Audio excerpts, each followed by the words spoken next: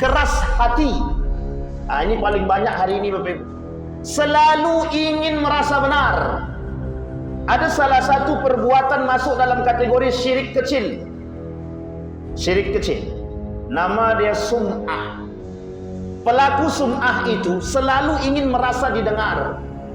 Dia selalu ingin merasa didengar. Tak mau mendengarkan pendapat orang lain. Itu yang pertama. Yang kedua, ada orang yang selalu merasa betul. Pokoknya diri dia paling benar. Bagaimanapun ibadah dia paling betul. Yang lain tak, salah. Dan suka menyalahkan orang. Seakan-akan surga itu milik dia sendiri saja. Kalau surga milik Anda sendiri, Anda ngontrak, Anda punya sewa di sana, silakan ambil.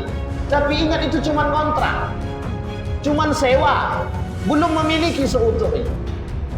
Artinya apa? Kata Nabi di akhir zaman itu, kelak di akhir zaman kata Nabi, ada orang yang suka begitu, yang selalu menganggap diri paling benar.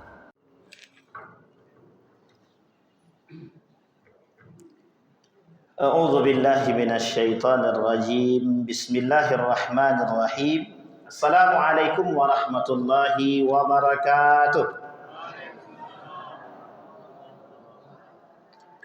Alhamdulillahi rabbil alamin. Alhamdulillahilladzi arsala rasulahu bil huda wa dinil haqq liyudhhirahu 'alad dini kullih wa kafa billahi shahida. Ashhadu an la ilaha illallah wahdahu la syarika lah. Wa ashhadu anna Muhammadan abduhu wa rasuluh la nabiyya ba'd. Allahumma salli wa sallim wa barik ala hadzal nabiyil karim. Allahumma salli ala Muhammad wa ala ali Muhammad fil alamin innaka Hamidum Majid. Ya ayuhan nasu taqu rabbakumul ladzi khalaqakum min nafsin wahidah wa khalaqa minha zawjaha wa batha minhuma rijalan katsiran wa nisaa'a wattaqullaha alladzi tasaaluna bihi wal arham innallaha kana 'alaikum raqiba. Wa qala Allah ta'ala ya ayyuhalladzina amanu taqullaha wa qulu qawlan sadida yuslih lakum a'malakum wa yaghfir lakum dhunubakum wa may yuti'illaha wa rasulahu faqad faza fawzan 'azima. Puji syukur kehadirat Allah atas limpahan rahmat dengan mengucapkan alhamdulillahi rabbil alamin. Bersalawat kepada Nabi dengan mengucapkan Allahumma salli ala Muhammad wa ala ali Muhammad fil alamin innaka Hamidum Majid.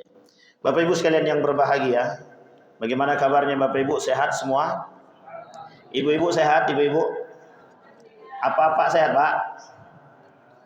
Alhamdulillahirabbil alamin. Mudah-mudahan di maghrib ini Allah istiqamahkan kita dalam kebaikan, istiqamahkan kita dalam berjuang, istiqamahkan kita dalam ibadah. Kemudian Allah jadikan rumah tangga yang sakinah, mawaddah, warahmah. Allah jadikan anak-anak yang saleh dan salihah, yang selalu berada dalam kebaikan. Untuk orang tua kita yang telah mendahului kita, Allah tempatkan di tempat terbaik di sisinya. Allah terima amal ibadahnya. Untuk orang tua kita yang masih hidup, Allah jaga mereka, Allah berikan kesehatan, kekuatan, keberkahan, Allah limpahkan rezeki. Amin ya rabbal. Baik Bapak Ibu sekalian yang berbahagia, beberapa bulan yang lalu kita mengkaji tentang aliran sesat. Tapi kemudian masuk WA, kata Kiai Subur, jangan berat-berat Ustaz, sakit kepala kami. Jadi malam ini kita ingat-ingat aja lah insyaAllah. Baik Bapak Ibu sekalian yang berbahagia, malam hari ini saya ingin ungkapkan satu hadis baginda Nabi Muhammad SAW. Hadis ini diriwayatkan oleh Imam Ad-Dailami. Kata Imam Ad-Dailami, sittatu asya'in tuhbitul a'mal. Ada 6 perkara yang bisa menyebabkan amal ibadah itu dihapus. Orang yang sudah ibadah, tapi amal ibadah dia, solat dia, tahajud dia, duha dia, tapi dihapus oleh Allah begitu saja amal ibadahnya. Ada pada 6 perkara kata Nabi. Penting kita mengetahui ini karena biar kita tak salah langkah. Hudzaifah ibnul Yaman itu sahabat Nabi yang bertanya kepada Nabi tentang dosa. Sahabat Nabi yang lain tanya kepada Nabi bagaimana meningkatkan pahala amal ibadah. Tapi kalau Hudzaifah ibnul Yaman tidak. Hudzaifah ibn Yaman dia bertanya tentang dosa. Apa saja dosa-dosa itu sehingga bisa dihindari. Nah, hari ini kita perlu tahu apa hal yang bisa menghapuskan amal ibadah kita. Misal ada umur 60 tahun, 70 tahun beribadah. Rajin dengan ibadah dia. Rupanya tergelincir, inzalaka atau insalaka, tergelincir dia dari perbuatan tadi. Misal tak sengaja atau misal disengaja, ini muskilah, masalah. Sehingga jangan sampai ibadah kita itu sia-sia. Karena Imam Al-Ghazali dalam kitabnya Kasyifatul Qulub, saya pernah katakan di masjid ini juga, ibadah rajin, tahajud rajin, salat rajin, duha rajin.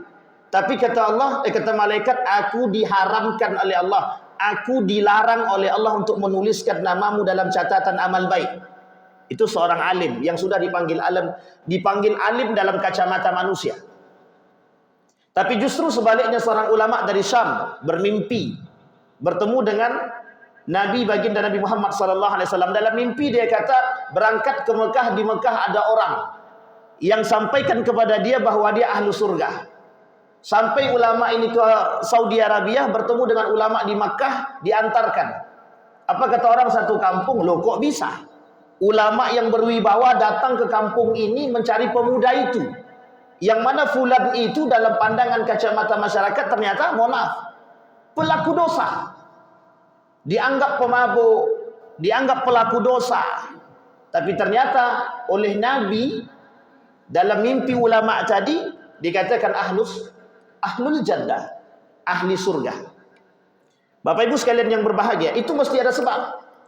Sehingga di sini larangan bagi kita untuk ketika kita melihat manusia, tidak bisa kita katakan, oh dia rajin sholat, ini ahlus surga. Jangan katakan begitu dulu, karena kita belum tahu yang tersembunyi itu, kita tidak ada. Tapi mengapresiasi orang itu baik. Mengapresiasi orang itu baik. Ya Allah, beliau ini rajin ke masjid, mudah-mudahan kelak masuk surga, amin. Tapi kalau kita katakan pasti dia masuk surga, belum tentu. Kadang orang tergelincir dari lidah, kadang orang tergelincir di hati, kadang orang tergelincir di mata. Ini yang menjadi masalah. Maka kata Nabi ada 6 perkara, kata Nabi.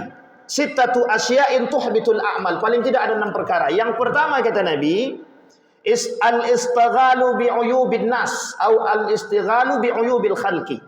Orang yang sibuk mencari kesalahan orang lain.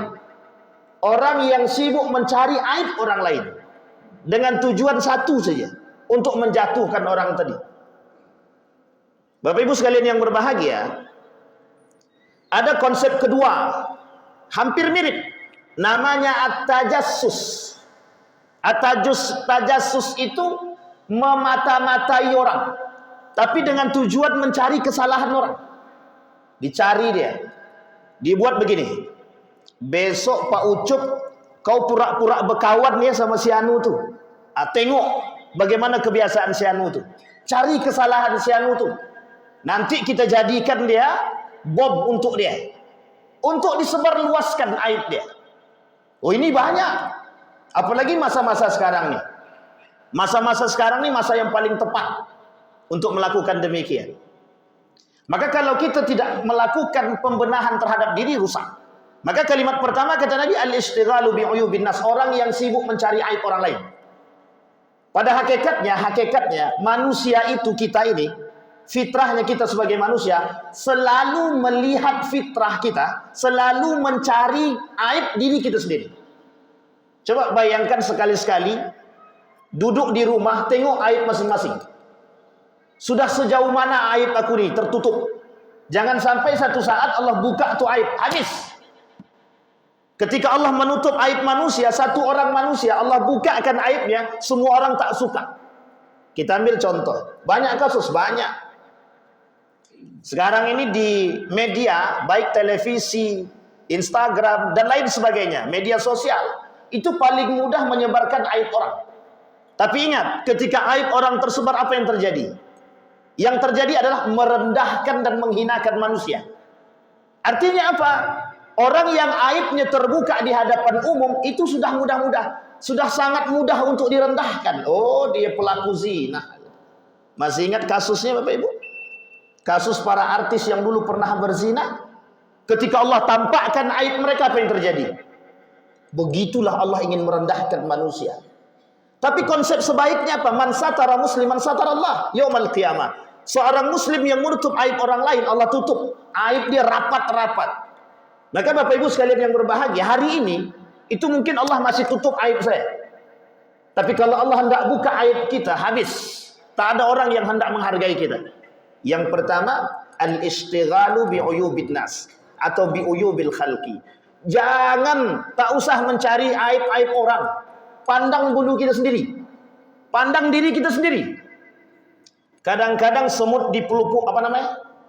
Semut di pelupuk gajah. Oh salah, gajah di pelupuk mata tak nampak. Semut seberang lautan nampak. Itu maksud dari itu. Untung dibenarkan Ustaz Mahfud. Dah lama tak belajar bahasa Indonesia kan begitu. Coba bayangkan, mudah mencari. Sedalam itu orang menyembunyikan aib dia karena memang tujuan dia nak mencari aib orang, dapat. Oh, si anu tu rupanya suka, mohon maaf, suka judi. Akhirnya disebarluaskan. Bapak Ibu sekalian yang berbahagia, ini masuk dalam kategori dosa besar. Apalagi kalau dia sudah sibuk mencari aib orang dan kemudian dia sebarkan.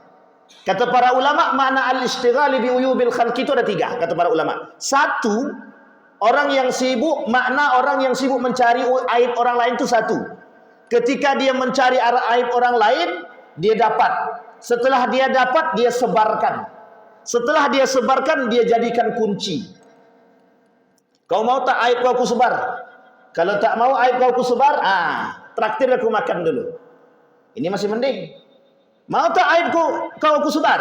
Kalau tak mau aib kau aku sebar, sekarang kau mundur dari jabatan kau. Bisa jadi. Sangat bisa sekali. Maka Bapak Ibu sekalian yang berbahagia, kalau hari ini Bapak Ibu menengok, mohon maaf, menengok hari ini orang-orang sibuk akan mencari aib orang lain, apa kepentingan mereka? Selain daripada kepentingan dunia dan perut mereka, tidak ada. Karena kalau orang tak punya kepentingan, dia tidak mau cari aib orang. Ngapain? Capek-capek mencari aib orang, ternyata kita sendiri punya aib. Apa kata Nabi? Tuba liman syaghalahu aibahu an uyubin nas. Selamatlah orang yang sedang sibuk mencari aib diri dia sendiri ketimbang mencari aib manusia. Bapak Ibu sekalian yang berbahagia, saya ingin mengajak Bapak Ibu melihat keadaan kita hari ini, baik di sekeliling kita maupun dalam skala besar. Betapa hari ini manusia selalu mencari dan mengorek aib orang lain tanpa mau melihat kepada diri dia sendiri. Kalaulah aib ini saling menyebarkan, antara satu dan yang lain saling menyebarkan aib, mau sampai kapan umat muslim itu seperti ini tingkahnya? Mau sampai kapan umat muslim bersatu? Tidak akan bersatu. Kenapa tak akan bersatu? Karena setiap muslim saling mencari kelemahan masing-masing. Sehingga kalau bisa, dan usahakan harus bisa, kita yang sadar, yang mengerti, jangan sampai. Karena kadang-kadang kita yang pelaku, dan kita berharap dengan perbuatan demikian bisa menjatuhkan kehormatan orang lain. Ingat, ketika kita menjatuhkan kehormatan orang lain, Allah tidak tidur, bahwa Allah kelak akan menjatuhkan kehormatanmu, bahkan mungkin lebih daripada itu. Bapak Ibu sekalian yang berbahagia, itu perlu diperhatikan. Karena memang kadang-kadang orang-orang selalu ingin mencari, mengorek-ngorek, ingin mencari kelemahan orang lain. Coba kita pandang kebaikan orang, jangan keburukan orang yang kita pandang. Dan coba gunakan kacamata yang sehat, akal yang sehat. Semua manusia yang penjahat itu belum tentu jahat seutuhnya. Tapi semua manusia yang baik belum tentu baik. Karena di hadapan Allah belum tentu baik. Di hadapan manusia baik, di hadapan Allah. Seperti yang dikatakan Imam Al-Ghazali tadi. Siapa yang tahu? Seorang alim rajin ibadah ternyata diharamkan oleh Allah malaikat untuk menuliskan nama dia. Kita tak tahu. Maka kita tak boleh menjustifikasi orang sesuka hati kita. Itu yang pertama. Dalam hadis Nabi mengatakan begini, man nazara fi uyubin nas amiya an uyubi nafsihi. Orang yang selalu sibuk dengan aib orang lain, Dia mesti lupa dengan aib diri dia sendiri. Mesti lupa. Itu yang pertama. Yang kedua kata Nabi, qaswatul qalbi, keras hati. Ini paling banyak hari ini Bapak Ibu. Selalu ingin merasa benar. Ada salah satu perbuatan masuk dalam kategori syirik kecil. Syirik kecil. Nama dia sum'ah. Pelaku sum'ah itu selalu ingin merasa didengar. Dia selalu ingin merasa didengar. Tak mau mendengarkan pendapat orang lain. Itu yang pertama. Yang kedua, ada orang yang selalu merasa betul. Pokoknya diri dia paling benar. Bagaimanapun ibadah dia paling betul. Yang lain tak, salah. Dan suka menyalahkan orang. Seakan-akan surga itu milik dia sendiri saja. Kalau surga milik Anda sendiri, Anda ngontrak, Anda punya sewa di sana, silakan ambil. Tapi ingat itu cuma ngontrak. Cuma sewa. Belum memiliki seutuhnya. Artinya apa? Kata Nabi di akhir zaman itu, kelak di akhir zaman kata Nabi, ada orang yang suka begitu. Yang selalu menganggap diri paling benar. Kata Nabi, maka Bapak Ibu sekalian yang berbahagia, kalau kita mengkaji hadis-hadis fitnah akhir zaman, banyak sekali hadis-hadis itu, yang semua hadis itu kalau kita merujuk kepada keadaan kita hari ini hampir mirip. Kita ambil contoh misalkan. Kita ambil contoh. Kata Nabi, kelak di akhir zaman itu yang halal dan yang haram itu tidak jelas. Yang paling banyak syubhat kata Nabi. Sekarang Bapak Ibu tengok sendirilah. Yang menghalalkan yang haram ada, yang mengharamkan yang halal ada. Yang melakukan siapa? Muslim atau non-muslim? Muslim. Artinya apa? Kesadaran umat muslim terhadap halal haram sedikit. Membenarkan yang salah dan menyalahkan yang benar. Nampak apa tak nampak? Nampak. Orang pengkhianat dianggap jujur, orang jujur dianggap pengkhianat. Orang-orang yang amanah dianggap tidak amanah atau pengkhianat. Orang yang pengkhianat dianggap amanah. Dan ini hal-hal seperti ini kata Nabi. Dan itu kata Nabi yang terjadi kelak di akhir zaman. Maka Bapak Ibu sekalian yang berbahagia, poin yang kedua yang bisa merusak amal ibadah kita, tuhbitul a'mal kata Nabi, qaswatul qalbi, orang yang keras hati. Keras hati itu apa? Orang yang selalu merasa paling benar. Ali radhiyallahu anhu, ketika Ali bin Abi Thalib berkata, ketika manusia melakukan perbuatan maksiat atau nifak, di dalam hati dia sedang dia tanamkan tinta hitam. Semakin hari dia melakukan maksiat, maka tinta hitam itu semakin besar. Kalau tinta hitam ini semakin besar, itu sulit bagi dia untuk menerima nasihat, tak masuk. Apapun perkataan orang tak masuk. Kenapa? Karena tak mau menerima nasihat. Sehingga kebenaran bagi dia mutlak untuk diri dia sendiri. Maka kita kasih tahu bahwa surga itu milik dia, bukan milik yang lain. Kenapa kita katakan demikian? Karena mereka tidak mau menerima nasihat. Itu yang pertama. Yang kedua, parahnya lagi, hari ini orang tak lebih suka berdiam diri pada posisi mereka masing-masing dan enggan memberikan nasihat dan perhatian kepada saudara dia sesama muslim. Coba bayangkan, setiap umat muslim tidak punya perhatian sesama muslim. Yang salah dibiarkan. Tak ada nasihat untuk muslim. Apa yang terjadi? Kacau. Kacau bang. Setiap orang berpikir tentang lakum a'malakum wali a'mali. Setiap orang berpikir tentang amal ibadah masing-masing. Sementara kemungkaran terserak di mana-mana. Ada kemungkaran, ada. Ketika kemungkaran berserak di mana-mana, umat muslim cuma diam, apa yang terjadi? Kemungkaran yang didiamkan itu menyebab kerusakan.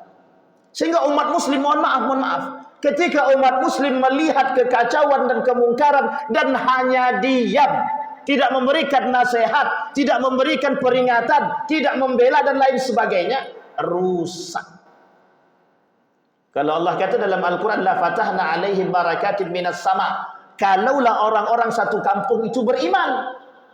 Sekarang pertanyaannya, kalau di satu kampung itu ada perzinahan, ada kemungkaran, ada kejahatan, ada kejahilan yang nyata, sekalipun ada alim di kampung tersebut, Allah hancurkan. Dan Allah tidak akan memuliakan kampung tersebut sekalipun alim ada di situ, tapi kealiman mereka membuat diri mereka diam, bukan berkata terhadap yang fatal, yang salah, yang bodoh, yang jahil. Mereka tak berlaku kealiman mereka di hadapan Allah. Kelak pertanggungjawabannya berat. Jangan salah. Ada mungkar harus, ada perzinahan harus. Misal contoh, di salah satu RT ada perempuan janda misal, atau mungkin tidak janda, atau apa terserahlah. Dia tak punya suami. Sering laki-laki datang ke sana, baik pagi, siang, malam. Tidak ada satupun yang menasehati. Dan kita tidak tahu kebenaran dia. Dan betul, jika seandainya mereka melakukan perzinahan, atau mereka seandainya perempuan tersebut sering mendatangi laki-laki, atau laki-laki sering datang ke rumah dia tanpa ada yang menasehati, maka satu kampung itu tinggal tunggu saja, berdosa semua. Artinya apa? Perhatian umat muslim terhadap muslim yang lain, itu yang dibutuhkan di akhir zaman. Hari ini kita diam dengan kemungkaran. Ada orang melakukan kemungkaran, ada orang yang suka melakukan kerusakan, ada orang yang suka melakukan fitnah, ada orang yang suka menuduh orang lain dengan perbuatan yang lain. Sadar kita akan perbuatan tersebut dan kita tidak menasehati dia, dan kita tidak memberikan peringatan kepada dia, maka umat muslim itu sedang mengaminkan, sedang membenarkan perbuatan yang salah. Pertanyaannya, terjadi atau tak terjadi? Tak ada yang berani cakap. Terjadi apa tak terjadi? Kadang-kadang. Kadang-kadang terjadi, Ustaz, kadang-kadang tidak. Bukan kadang-kadang, memang begitu keadaan kita hari ini. Berapa banyak masjid di Pekanbaru? Berapa banyak pengajian setiap malam di Pekanbaru? Pertanyaannya adalah, berapa banyak kemungkaran yang terjadi di Pekanbaru? Kadang-kadang kerusakan itu terjadi karena kediaman kita. Coba satu kampung ini menolak suap. Kira-kira ada nggak yang berani nyuap datang ke kampung ini? Satu orang saja, mohon maaf, satu orang anggota dewan atau calon gubernur atau calon bupati atau calon apapun dia datang ke sini, suap dia. Apa kata satu kampung? Kami menolak suap itu, apapun bentuknya. Kira-kira besok ada lagi yang datang nggak? Nggak akan mau yang datang. Kenapa? Mereka takut. Hari ini kita dibuat begitu. 100.000 ke bawah kata dia tak suap. Kata undang-undang, kata peraturan begitu. 100.000 ke bawah tak suap, betul kalau? Tapi dalam agama Islam 100.000 ke bawah suap apa tidak? Jangankan 100.000 rupiah, 100 rupiah saja suap. Tapi sekarang kita disuruh mengaminkan perbuatan yang salah. Kembali kepada poin kita tadi. Artinya apa? Qaswatul qalbi. Ada orang yang memang hati dia keras, tak bisa dinasihati karena dia menganggap diri dia paling benar. Ada orang yang memang hati dia sudah tinta hitam, sudah besar. Orang tersebut tidak bisa menerima nasihat, tidak mau dia menerima nasihat. Maka apa yang harus kita lakukan ketika kita melakukan demikian? Kita harus sering-sering memberikan nasihat.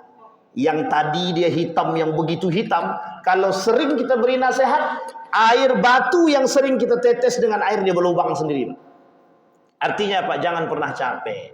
Jangan pernah capek. Kadang-kadang kalau kau tak mau aku nasihati, ya sudah. Awas sekali saja, habis itu dah kabur. Makin jadi dia. Hari ini dia sendiri, besok dia berdua, besok dia bertiga. Lama-lama satu kampung. Dah kalau satu kampung yang melakukan demikian, na'udzubillahi min dzalik. Kata Allah, orang yang melakukan hal demikian, itu amal ibadahnya dihapuskan oleh Allah.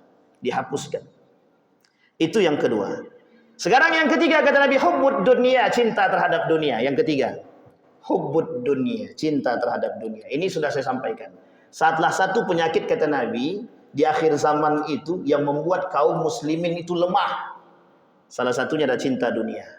Hari ini siapa sih yang nggak berkelahi karena duit? Bapak Ibu boleh jujur-jujur aja sendiri. Siapa yang hari ini tidak berantem karena duit? Tukang parkir bisa membunuh kawan dia karena 2.000 rupiah. Cuma nggak bayar 2.000, dia rela nyawa saudara dia dibunuh. Ini bukan masalah 2.000, Ustaz. Ini masalah gengsi. Ini masalah kehormatan. Bukan. Karena memang kita memikirkan perut kita. Maka kata Nabi, kelak di akhir zaman, la taqumus sa'ah hatta taraw, kata Nabi, tidak akan terjadi hari kiamat sampai kalian akan melihat nisa'uhum qiblatuhum wa butunuhum himmatuhum. Perempuan akan jadi kiblat bagi mereka dan perut mereka akan menjadi tujuan mereka. Nah, coba bayangkan Bapak Ibu. Itu kata Nabi. Artinya apa? Kecintaan manusia terhadap dunia menyebabkan mereka lemah. Artinya adalah mereka demi dunia, demi harta, demi jabatan, demi kekuasaan, apapun akan mereka jual. Sekalipun agama. Makanya Bapak Ibu sekalian yang berbahagia, kalau kita yang tidak punya harga diri, kalau kita tidak bisa menjaga kehormatan agama, kita yang direndahkan dan dihinakan oleh Allah. Artinya apa? Kita yang harus kuat Bapak Ibu.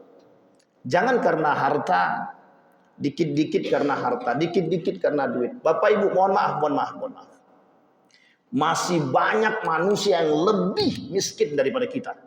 Masih banyak. Tapi mereka masih banyak yang menjaga kehormatan keagamaan mereka. Kita masih bisa makan Bapak Ibu. Masih banyak orang-orang yang tidak bisa makan. Rakyat Palestina melihat satu tetes air itu berharga bagi mereka. Rakyat Palestina. Mereka cuma pengen makan enak. Tidak berpikir bisa makan saja cukup. Bahkan air yang tergenang entah itu bersih atau tidak mereka minum. Demi apa? Demi menjaga kehormatan agama mereka. Sementara kita makan sudah enak tapi masih bisa menjual agama. Makan sudah enak tapi kehormatan agama kita tak jaga. Makan masih enak tapi kita masih bisa cinta terhadap dunia. Makan masih bisa enak, mohon maaf. Tapi kita masih iri dengan saudara kita yang punya mobil lah, yang punya motor lah, mohon maaf. Kadang-kadang mereka yang punya motor kita yang resek. Tidak ada rasa syukur. Apa kata Said Hawa dalam kitab yang lain? Kata Said Hawa, salah satu yang menyebabkan batal daripada syahadatnya umat muslim itu adalah ketika mereka tidak bersyukur dan kufur akan nikmat Allah. Dalam kalimat yang lain Syekh Sulaiman Abdul Wahab, apa kata Syekh Sulaiman Abdul Wahab At-Tamimi? Nawaqidul Islam, 10 yang membatalkan keislaman. Satu di antaranya orang yang kufur akan nikmatnya Allah. Bapak Ibu sekalian yang berbahagia, cinta dunia itu bisa mengarahkan kita kepada perbuatan-perbuatan yang tidak disukai oleh Allah. Cinta terhadap dunia itu bisa menghilangkan iman kita. Mohon maaf Bapak Ibu, mohon maaf. Betul. Jangan hanya karena 200.000, 300.000, 1 juta kita gadaikan agama kita. Kita gadaikan harga diri kita. Kita gadaikan kehormatan kita. Itu hina di hadapan Allah. Apa tujuan kita menyampaikan hal demikian? Untuk hikmah bagi kita. Kadang-kadang lisan kita tak sejalan dengan hati kita. Kadang-kadang hati kita menolak, tangan kita mengangkat. Hati kita menolak, tapi tangan mengambil. Dengan dalih apa? Kau tak tahu kehidupan kami. Kau tak tahu begini, kau tak tahu begitu. Jangan rendahkan dirimu. Sudah dikatakan oleh Imam Syafi'i. Kata Imam Al-Ghazali. Hari ini, manusia yang mulia itu hari ini. Manusia yang mulia adalah manusia yang punya harta. Tapi manusia yang punya iman tidak semulia mereka yang punya harta. Sehingga kata Imam Al-Ghazali, innad darahima taksur rijala mahabatan wa majalisa. Kelak orang-orang yang punya wibawa itu, kata Imam Al-Ghazali, adalah mereka yang punya harta. Coba bayangkan Bapak Ibu, mohon maaf. Ketika Bapak Ibu melihat pada orang kaya yang menjadi donatur masjid. Kita contohkan donatur masjid saja. Kira-kira orang kaya tadi kita hormati apa tidak? Sangat kita hormati. Tapi coba balik sebaliknya. Ada orang yang mohon maaf. Mereka tidak menyumbang, mungkin hanya sekedar mendoakan dan sebagainya. Samakah penghormatan kita kepada mereka?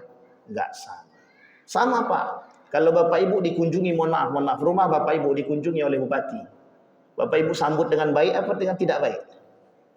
Sambut dengan baik apa tidak? Kasih makan apa tidak? Tapi coba yang datang orang miskin.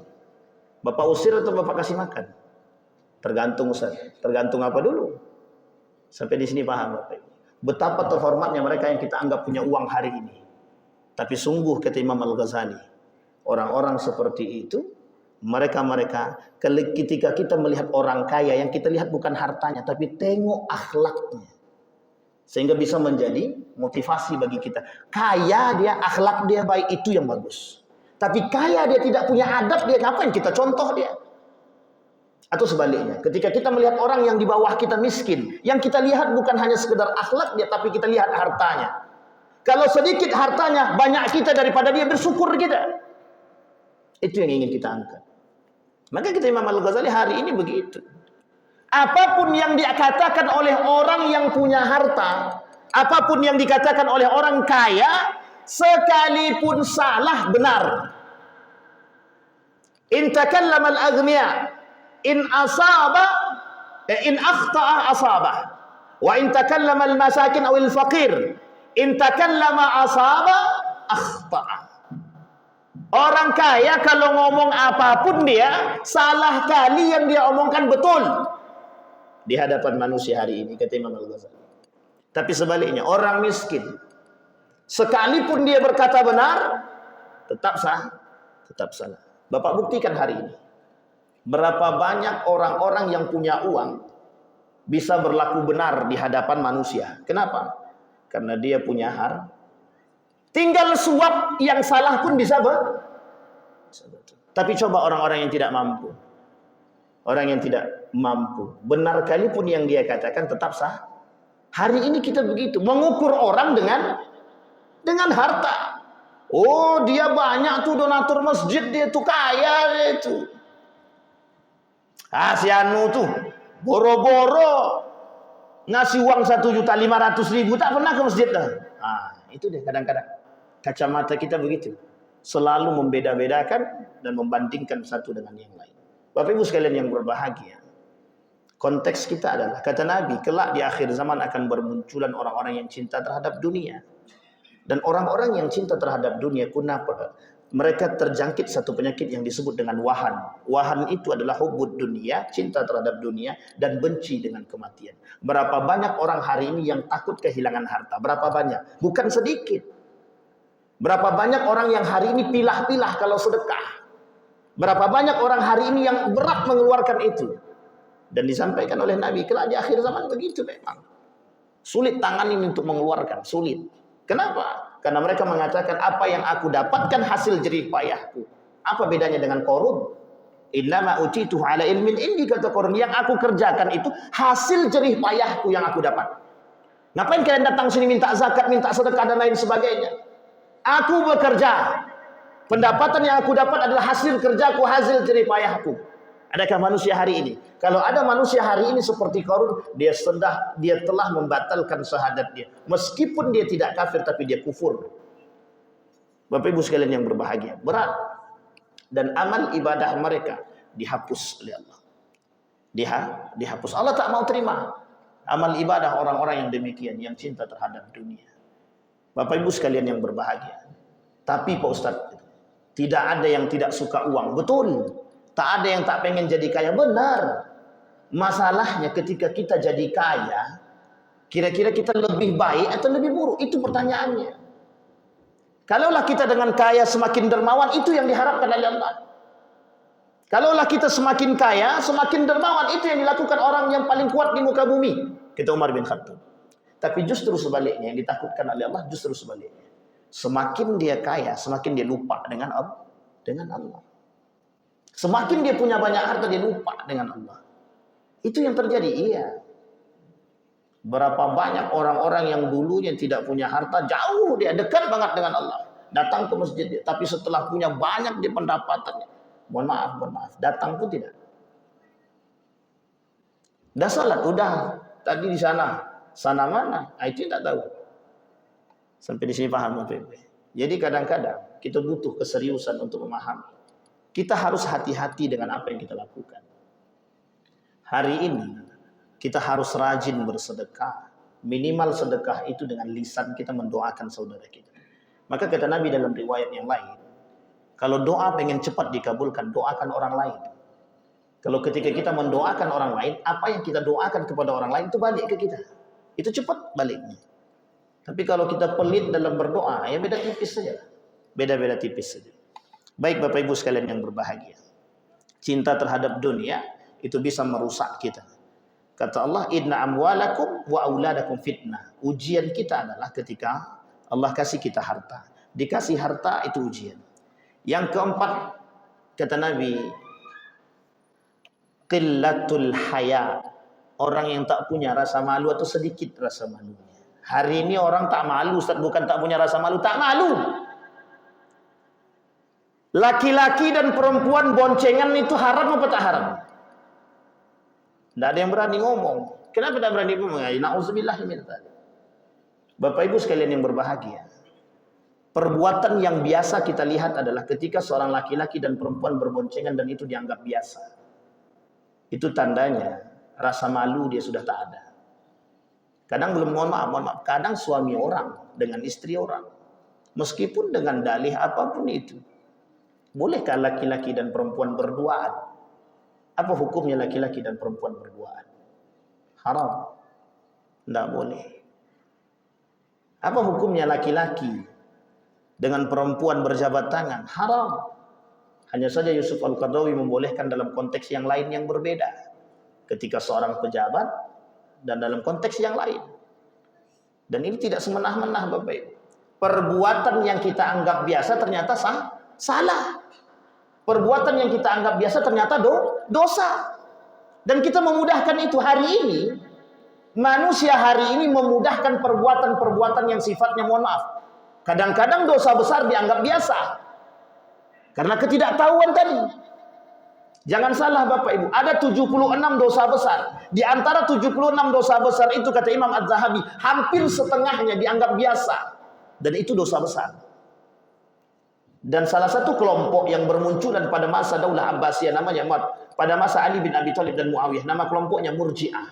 Murji'ah ini adalah kelompok yang memudahkan orang-orang pelaku dosa besar. Apa kata mereka? Tergantung pada iman masing-masing. Kami melakukan dosa tergantung hati kami. Semua amal ibadah kami tergantung pada hati kami. Oh begitukah? Itu Murji'ah. Aliran sesat. Dan itu yang terjadi. Dan sekarang bermunculah, tengok. Kemarin ada orang yang melarang jilbab. Pertanyaannya adalah, tahukah mereka kalau tidak pakai jilbab itu dosa besar? Tahu. Tapi mengapa kok dianggap biasa? Hari ini begitu. Orang menganggap dosa besar itu biasa. Kenapa? Karena mereka tak pernah takut dengan Allah. Karena bagi mereka dosa besar itu tergantung, setiap dosa yang dilakukan oleh manusia tergantung pada hati masing-masing. Tidak bisa. Orang yang melakukan perbuatan dosa besar, mereka terjerumus dalam perbuatan kufur. Habitat a'maluhum. Semua amal ibadah mereka dihapus oleh Allah. Coba bayangkan Bapak Ibu. Termasuk salah satunya ketika mereka tidak lagi punya rasa malu. Orang bergandeng tangan tak malu. Orang berpakaian terbuka tak malu. Orang tidak pakai kerudung tidak malu. Laki-laki membuka auratnya tidak malu. Orang yang memfitnah orang lain tidak malu. Orang yang suka menuduh orang lain tak punya malu. Kenapa tak punya malu? Mereka melakukan zina, narkoba, minum khamar, biasa.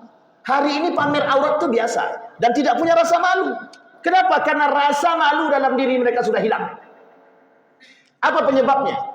Penyebabnya adalah ketika dosa tadi dianggap biasa.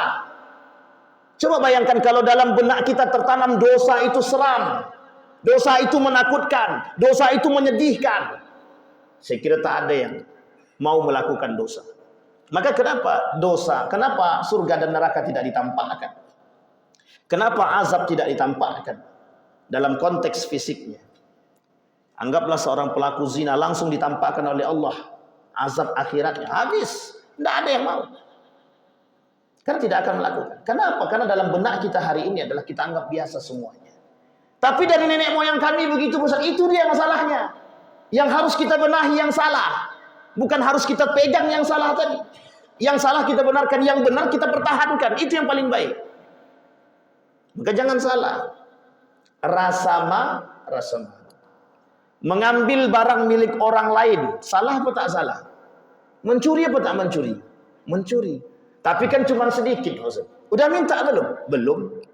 Biasakah? Biasa. Memakai sendal orang di luar tanpa ada izinnya. Salah apa tak salah? Meskipun dikembalikan, salah apa tak salah? Dosa. Ghasab. Dosa sama kayak mencuri. Tapi kan kami kembalikan. Betul kami kembalikan. Pertanyaannya, Anda sudah izin atau belum? Anda telah memakai hak orang lain tanpa harus Anda kembalikan. Sekalipun Anda kembalikan, kelak Anda tetap berdosa. Sampai di sini paham Bapak Ibu? Ini nomor 4. Rasa malu tak ada lagi. Kita tak malu berbuat dosa, kita tak malu bermaksiat. Karena apa? Karena sudah terbiasa melakukan perbuatan dosa. Baik Bapak Ibu. Yang kelima, tulal amal, terlalu banyak berangan-angan. Terlalu banyak berangan-angan. Apa maksudnya terlalu banyak berangan-angan? Nanti kalau aku jadi gubernur, apa ya kira-kira? Mimpi gitu deh kan. Maksud saya paham Bapak Ibu ya? Jadi kita ini terlalu, manusia hari ini itu selalu ingin menjadi sesuatu, tapi kadang-kadang dia lupa dengan pekerjaan yang di depan dia. Kerjakan dan lakukan sesuatu yang sudah nampak oleh kita, tapi jangan pernah berangan-angan terlalu tinggi. Tapi Ustaz, kalau kami berangan-angan pengen naik haji, salah? Tak salah. Kalau kami berangan-angan pengen bisa umroh, tak salah. Asal jangan diam aja. Kami pengen umroh Ustaz, iya, tapi di rumah aja kami duduk. Itu yang salah tuh. Kami pengen haji Ustaz, iya, tapi dah daftar belum? Belum. Nanti tergantung Allah Ustaz. Ya bisa juga. Tapi memang kadang-kadang kecil kemungkinan itu. Artinya apa? Panjang angan-angan boleh. Ustaz, kami pengen punya pekerjaan yang melimpah. Pengen punya uang sekian miliar misalkan. Itu angan-angan tapi tak mau kerja. Jangan salah. Allah memang yang bisa membolak-balikkan hati manusia. Tapi manusia punya satu konsep yang harus kita tanamkan. Namanya ikhtiar. Orang harus berikhtiar. Manusia harus berikhtiar. Meskipun akhirnya bertawakal. Bapak Ibu sekalian yang berbahagia, datang kepada Allah. Kemudian ikhtiar. Setelah kita ikhtiar, kita datang kembali kepada Allah. Ini 3 konsep yang harus kita tanamkan. Yang pertama, apapun yang kita miliki, baik itu cita-cita, keinginan dan lain sebagainya, datang dulu kepada Allah. Setelah datang kepada Allah, baru kemudian kita berikhtiar, usaha. Yang ketiga baru kita bertawakal. Ini enggak. Langsung nomor 3. Aku bertawakal aja kepada Allah Ustaz. Ya insya Allah. Mudah-mudahan. Ada satu kelompok namanya, ada 2 kelompok. Namanya Jabariyah dan Qadariyah yang saling bertolak belakang. Dan itu oleh Syekh Hasim Al-As'ari dalam kitabnya Risalah Ahlus Sunnah wal Jamaah disebut itu kelompok-kelompok sesat.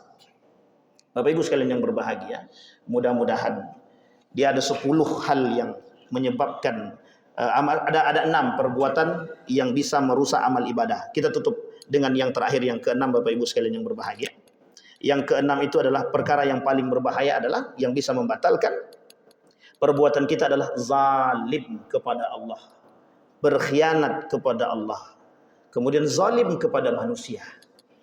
Salah satu perbuatan yang paling zalim yang kita lakukan kepada manusia adalah ketika kita menyakiti hati manusia. Nah, ini yang harus kita tanamkan Bapak Ibu. Salah satu perbuatan yang paling zalim terhadap manusia adalah ketika kita menyakiti hati manusia. Apapun bentuknya Bapak Ibu. Kelak kata Nabi di akhir zaman itu, di hari kiamat nanti, hatta yuqadu syatal jalha ila syatil qarna. Semua yang kita buat kezaliman kepada manusia, amal ibadah kita tadi diberikan kepada orang yang kita zalimi. Kalau sudah habis amal ibadah kita, apa dosa-dosa orang tadi diberikan kepada kita? Artinya apa Bapak Ibu? Kelak kita bisa menjadi manusia yang paling bangkrut di akhirat itu. Kenapa? Karena amal ibadah kita diberikan kepada orang yang kita zalimi. Kalau sudah selesai, sudah habis, kemudian masih banyak salah kita sama dia, semua dosa-dosa orang tadi diberikan kepada kita. Artinya apa? Selain dari amal ibadah kita di dunia sudah ditolak oleh Allah, sudah Allah tidak mau terima, tambah kita melakukan perbuatan-perbuatan yang zalim, dan kemudian kezaliman tersebut, dosa-dosa orang tadi diberikan kepada kita. Kurang bangkrut apa? Cuma manusia hari ini tidak takut dengan begitu. Kenapa mereka tidak takut? Karena mereka menganggap perbuatan-perbuatan itu sederhana. Bapak Ibu boleh lihat hari ini, banyak orang yang suka membunuh orang lain. Kenapa? Kok biasa? Kenapa kok tidak ada rasa takutnya membunuh orang lain? Karena mereka menganggap perbuatan itu biasa. Maka kata Nabi, kelak di akhir zaman itu, kalian akan melihat orang-orang akan saling berbunuhan antara satu dengan yang lain. Dan perbuatan itu dianggap biasa. Bapak Ibu sekalian yang berbahagia, ada 6 perkara kata Nabi yang bisa merusak amal ibadah kita. 1, apa tadi Bapak Ibu? Yang pertama, orang yang suka mencari aib orang lain. Yang kedua Bapak Ibu, orang yang hati dia keras.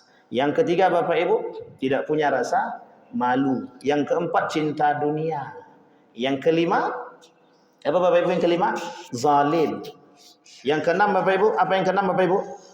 Mereka yang Yang keenam adalah mereka yang tidak punya rasa malu, yang suka berbuat dosa tapi mereka tak sadar dengan dosa yang mereka buat.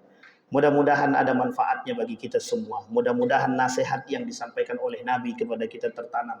Paling tidak untuk di kampung kita dulu, paling tidak untuk diri kita sendiri. Maka tak salah ketika Agim mengatakan dimulai dari diri kita sendiri.